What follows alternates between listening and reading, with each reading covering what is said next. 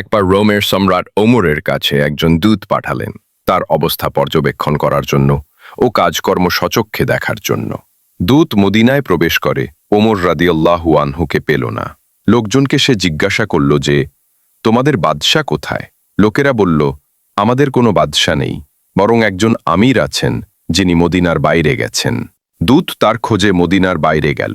খুঁজতে খুঁজতে সে তাকে পেল এক গাছের তলায়, মরুভূমির বালুরাশির উপর, মাথার নিচে রেখে ঘুমিয়ে আছেন। যে লাঠি দিয়ে তিনি কোনো অন্যায় কাজ হতে দেখলে তা বন্ধ করতেন। ওমর রাদিয়াল্লাহু আনহুকে এ অবস্থায় দেখে তার অন্তরে সম্ভ্রম সৃষ্টি হল। সে মনে মনে ভাবল, তিনি এমন একজন লোক যার ভয়ে সমস্ত রাজা বাদশারা সন্ত্রস্ত, ভীত, অথচ তিনি নির্ভাবনায় একাকী ঘুমিয়ে আছেন। তিনি ইনসাফ প্রতিষ্ঠিত করেছেন, তাই এমন স্বস্তিতে ঘুমাচ্ছেন।